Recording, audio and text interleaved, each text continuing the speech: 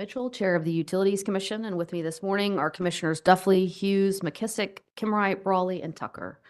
In compliance with the State Government Ethics Act, I remind members of the Commission of our duty to avoid conflicts of interest and inquire at this time as to whether any member of the Commission has a known conflict with respect to matters coming before us. The record will reflect that no conflicts have been identified, so we will proceed with Public Staff Item 1. Good morning, Commissioners. My name is Andrew Puglisi with the Public Staff's Energy Division. Item 1 is docket G9 sub 847, an application filed by Piedmont on October 15th, 2024, requesting Commission approval to raise the benchmark cost of gas from $2.75 to $3 and to change its commodity cost of gas as filed in Schedules A and C. The Public Staff has reviewed the application as filed by the company and recommends approval as filed. Move approval of staff recommendation along with limited technical revisions from the Commission staff. I'll second it. All right, Mr. Puglisi, I have, before I call for a vote, just one question for you. And I noticed that there are representatives of Piedmont in the audience, and they may want to come forward to answer this question if necessary. But can you help me understand? So the public staff recommends that we increase the commodity cost or the benchmark cost of gas.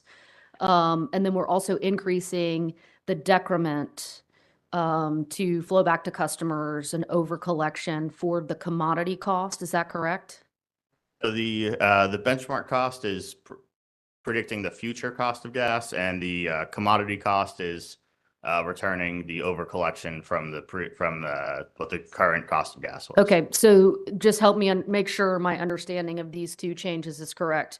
By increasing the benchmark cost of gas, that reflects what Piedmont is experiencing now and anticipates to experience in the near future with its procurements of natural gas. Is that correct? Right, it's a prediction. Okay, and then the decrement is just that the decrement has been collected to get that $61 million back to customers.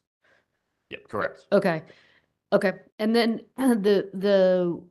in my review of the materials, I believe I recall that the decrement that we are increasing and that we would be increasing in this instance was established in 2022 or 2019. It was established some years ago. Is that correct?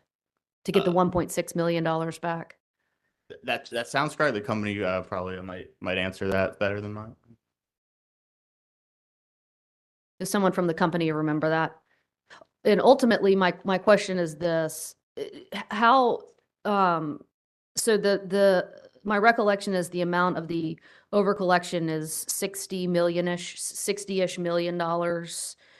At what point does Piedmont make the decision to come back in to increase the decrement? How does it know when it's the appropriate time to do that?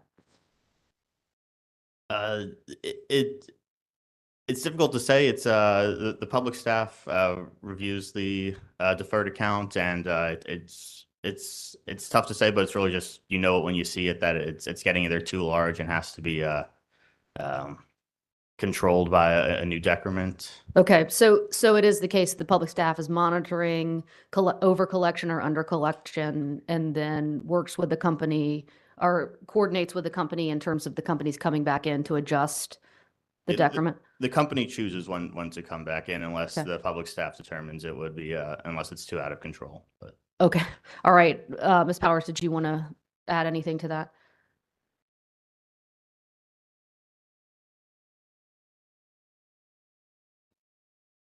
Thank you. Good morning. He answered it quite well. I'll just supplement that. Our current temporary rate, the decrement that was in place, was put in effect in late 2021. Piedmont monitors our deferred account balances frequently, at a minimum monthly, lots of times intra-month as well. The annual gas cost review proceeding is one proceeding where we do take an intentional look at changing the rates, and sometimes it's warranted, at other times it's not. So with our purchase gas adjustment rider mechanism, we have the opportunity with 2 weeks notice to be able to petition the commission to change the decrement rate as well as the benchmark cost of gas. So The description you already heard, that the benchmark cost of gas, I mean, it's a great lever to get us aligned with the market. And we typically do use the decrement or the temporary rate, whether a decrement or increment is warranted, simply to manage any actual under or over collections. So at this time, it was warranted to be able to increase the decrement in order to flow back those volumes. Okay, all right, thank you, Ms. Powers. I appreciate that additional explanation. Let me see if there are questions from commissioners. I'm not, Commissioner Duffley? And when deciding whether to come back in to adjust the decrement, is there a formula related to that? The adjustment of the decrement is typically taking an actual balance or an expected balance and using our approved billing determinants to develop the rate that would alleviate that balance over a 12-month period. So that's what was looked at in this case. Those billing determinants are 12-month billing determinants derived from our rate case. Okay, thank you. All right, any additional questions? All right, hearing none, all in favor indicate with an eye. Aye. Is there anyone opposed? Motion carries. Thank you. Thank you, Ms. Powers. All right, Mr. Puglisi, are you up for public staff item 2? Item 2 is docket number G9 sub 848, an application filed by Piedmont on October 15th, 2024, requesting a commission approval for an adjustment to the margin decoupling tracker as filed in Schedule B. The public staff has reviewed the application as filed by the company and recommends approval as filed. Move approval of staff recommendation, subject to limited technical revisions from the commission staff. All right, it's been moved and seconded that the item be approved with limited technical revisions. Questions or discussion? All right, hearing none. All in favor indicate with an eye. Is there anyone opposed? All right, motion carries. Thank you to you both. All right, we'll move to public staff item 3. Good morning, Michelle Boswell with the Public Staff Accounting Division. Item P3 is docket number G9 sub 718. It is a filing by Piedmont Natural Gas for an amendment to a construction and redelivery agreement between Piedmont and Duke Energy Carolinas. Public staff has reviewed the application and recommends approval subject to conditions set forth in the proposed order. Move approval of staff recommendation with those proposed revisions from commission staff. All right, it's been moved and seconded that the item be approved as recommended by the public staff. Are there questions or discussion on this motion? All right, hearing none, all in favor indicate with an eye. Aye. Is there anyone opposed? Motion carries. Thank you, Ms. Boswell. Okay, we will move to public staff item 4.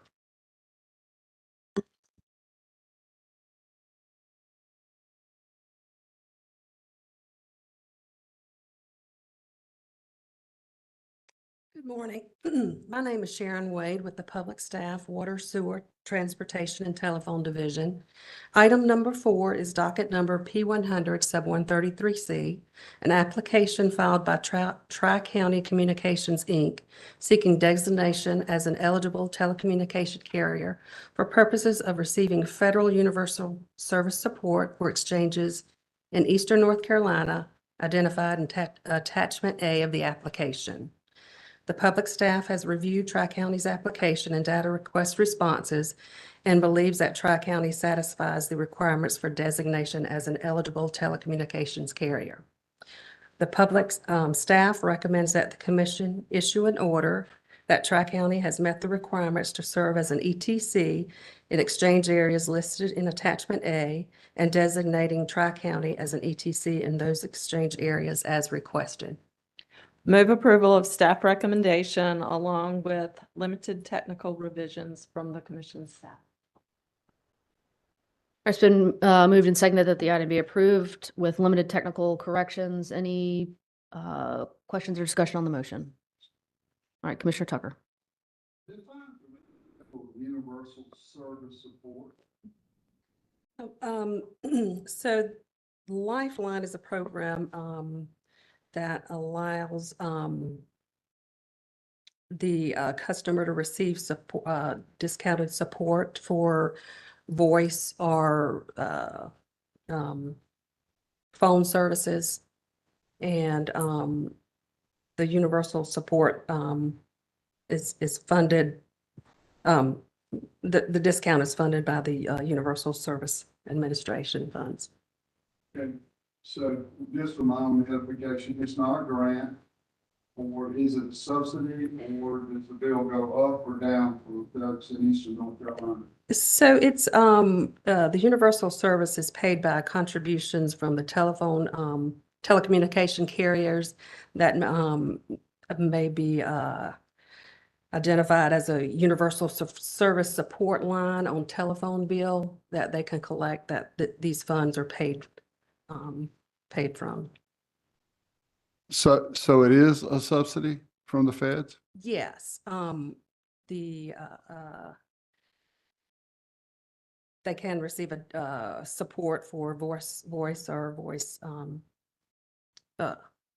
services, a discount on their bill. Okay, so voice services means what? Um, I'm sorry to ask the Oh, that's question. right, yeah, voice service, just strictly a phone service, or they can receive a discount for a bundle, internet and phone. Okay, all right, thank you. All right, any additional questions? Okay, hearing none, all in favor indicate with an eye. Is there anyone opposed? All right, the motion carries. Thank you, Ms. White. All right, Commission has before us for approval our minutes from the October 21st staff conference. I'll take a motion, please. All right, so moved and seconded that the minutes be approved. Questions or discussion? Hearing none, all in favor indicate with an eye. Is there anyone opposed? All right, minutes are approved. Before we adjourn, any additional business for the commission this morning? All right, seeing none, we'll be adjourned. Thank you very much. We're off the record.